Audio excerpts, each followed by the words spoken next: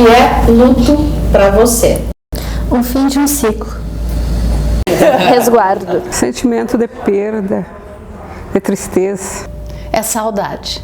Um período em que as pessoas se reservam para tentar entender algum acontecimento muito marcante, normalmente ligado à morte, que faz com que elas, enfim, se deparem com essa coisa da intermitência da vida e que às vezes ela é interrompida brutalmente, né? E isso gera um choque no ser humano, porque ele não está acostumado a saber que, sabe, a vida dele vai acabar.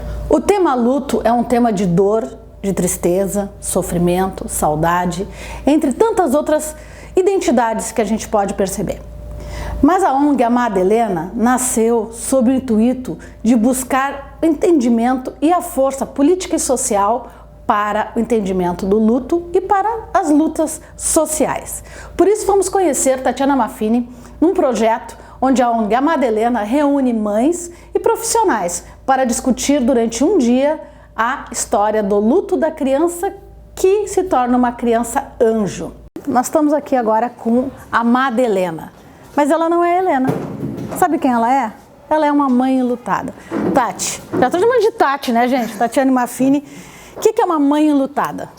É uma mãe que sofre depois da perda de um filho. Ela sofre, ela passa por esse processo de luto, que a gente não conhece muito bem, que ele é a elaboração de um luto. Ele não é só ficar chorando, ele tem uma série de coisas que a gente aprende nesse processo e ele não tem tempo para acabar. É a ONG Amada Helena, em homenagem à Helena, e ela vem com o nome Amada porque a gente fazia vídeos da Helena antes de ela vir, para que ela soubesse quando adulta como ela era amada. A Helena faleceu por falta de leito de UTI neonatal depois de uma espera de 12 horas. Ela deu entrada no hospital, era 7h30 da manhã e faleceu às 10 para as 8 da noite. No início era isso, conscientizar a falta de leitos de UTI neonatal, que é para recém-nascidos, no primeiro 1 ano e meio. E eu criei um abaixo-assinado, que é a forma que a gente tem de falar, ó, tá precisando. Tem 20 mil assinaturas hoje. Quem custeava esses movimentos? A tudo ONG? Nós, até hoje. Tudo.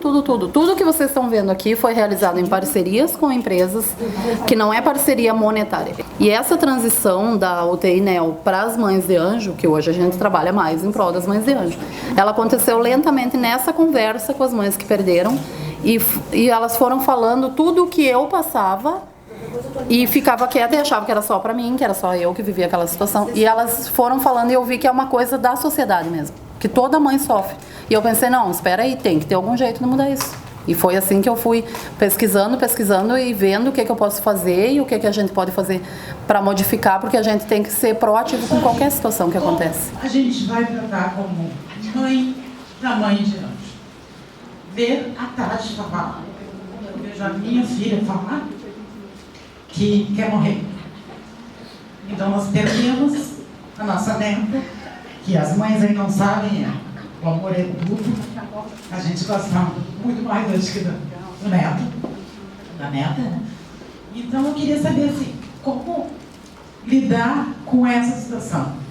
Tem a mãe, eu não quero nem comparar a dor de vocês, mas saber lidar em ser mãe da mãe de Deus. Tu vê hoje, com a presença da ONG, outros grupos, como a gente tem hoje aí, temos teatro, a gente tem música, tem pessoal da tatuagem, isso movimentando outros grupos e agregando na ONG no sentido de manifestação popular, de manifestação de mudanças em relação à nossa lei, né? Porque precisa ter aí essa conscientização. Sim, porque a gente apresentou uma lei federal para a humanização do luto, que ela viabiliza a cartilha, viabiliza esse dia, para que a gente consiga ter uma estrutura maior.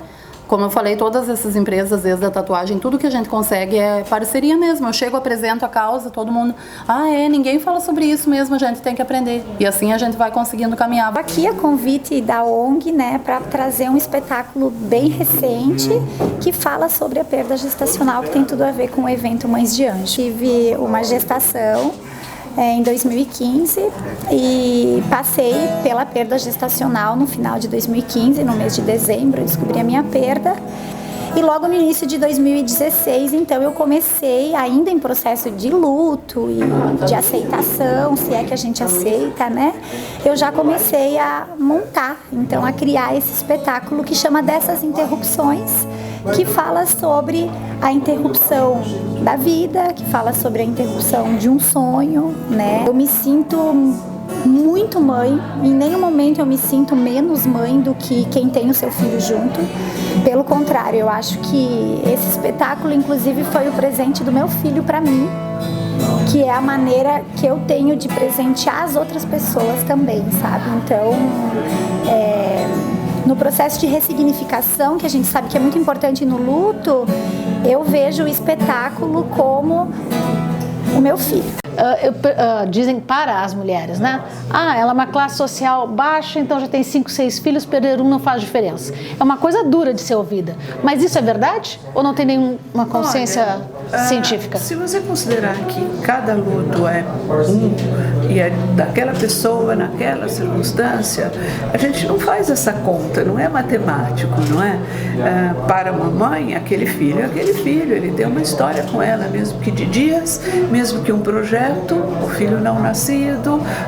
Então, eu acho que é falta de empatia quando a gente já julga o luto de alguém sem chegar perto e procurar saber o que é.